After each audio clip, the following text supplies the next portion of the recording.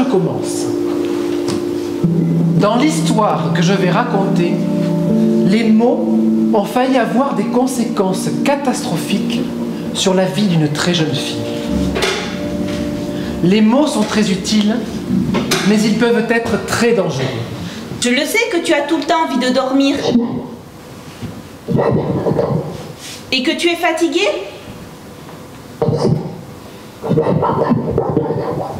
Et que tu dors le jour? Un peu plus tard, le père de la très jeune fille décida qu'il était temps de se remarier. Il avait rencontré une femme qui avait 2 charmantes jeunes filles.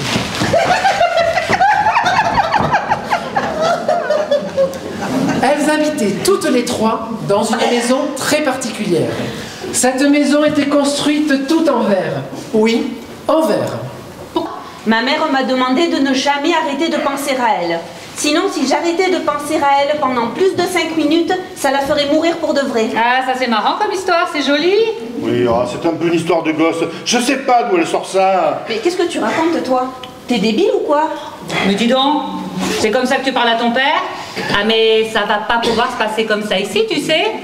Bon, moi je voulais vous dire 2 mots sur votre nouvelle maison, très moderne et un peu particulière, dans laquelle vous allez vivre à partir d'aujourd'hui. Cette maison est une maison unique, non seulement parce qu'elle est entièrement transparente et construite en verre.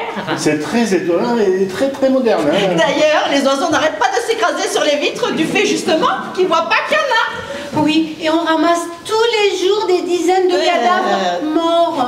Bon, non seulement cette maison est en verre, mais elle a été construite par un architecte mondialement connu. Son nom va peut-être vous dire quelque chose. Tenez, ça c'est une photo de ma mère quand elle était jeune.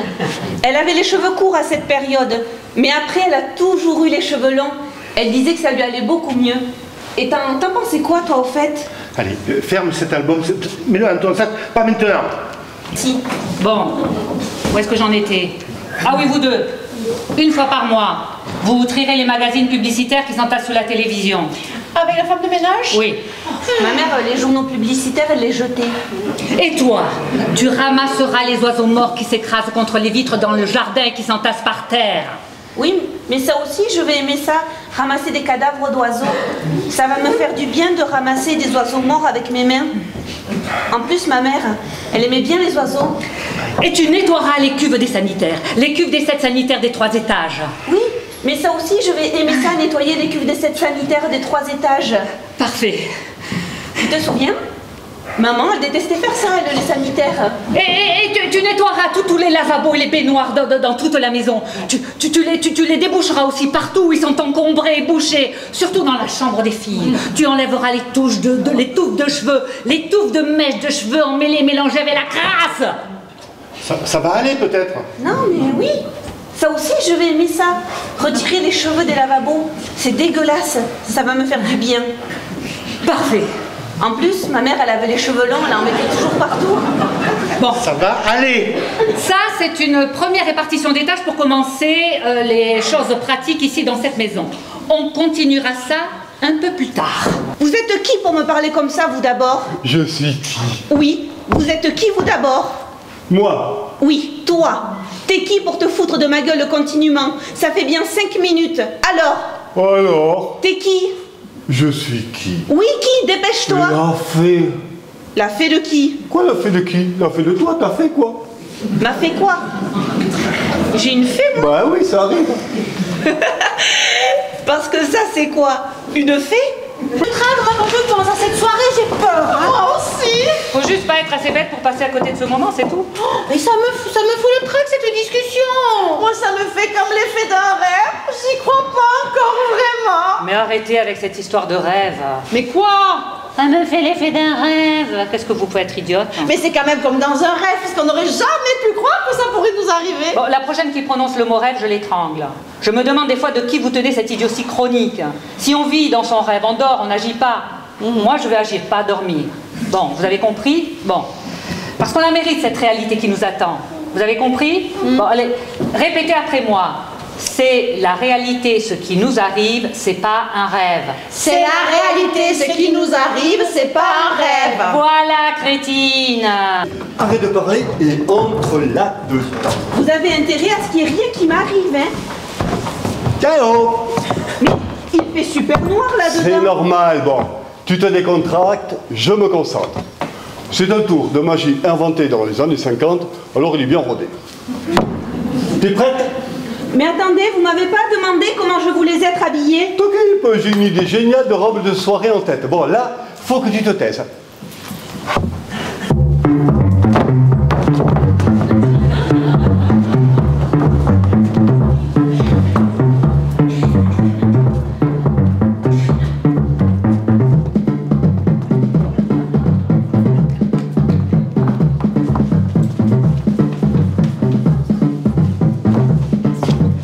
Eh oh, ça va?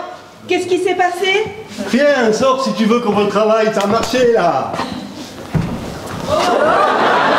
Merde, raté.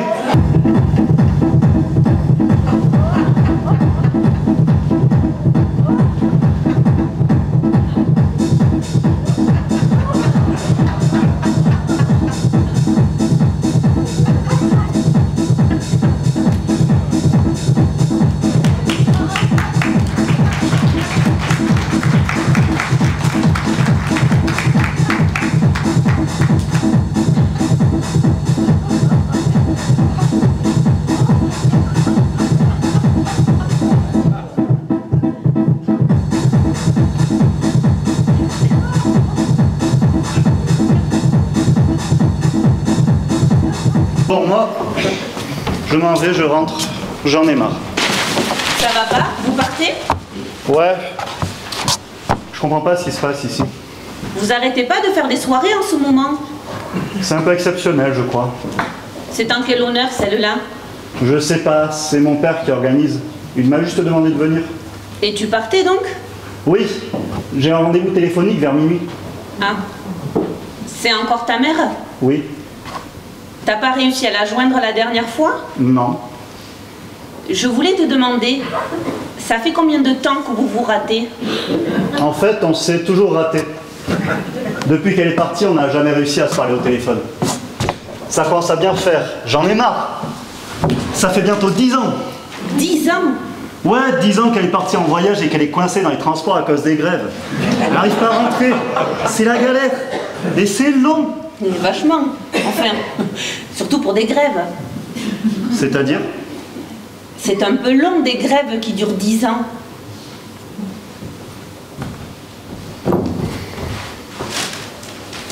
Dis, tu trouves pas qu'il y a comme un problème avec cette histoire? Je vois pas ce que tu veux dire. Tu crois pas des fois on te raconte des histoires avec cette histoire? Je ne vois pas ce que tu veux dire. Je crois que des fois dans la vie, on se raconte des histoires dans sa tête. On sait très bien que ce sont des histoires, mais on se les raconte quand même. Je crois pas que je me raconte des histoires, hein. Bien si. Puisque tu te racontes que ta mère, qui a jamais pu t'appeler depuis 10 ans, va t'appeler ce soir. Et pourquoi ce serait pas vrai?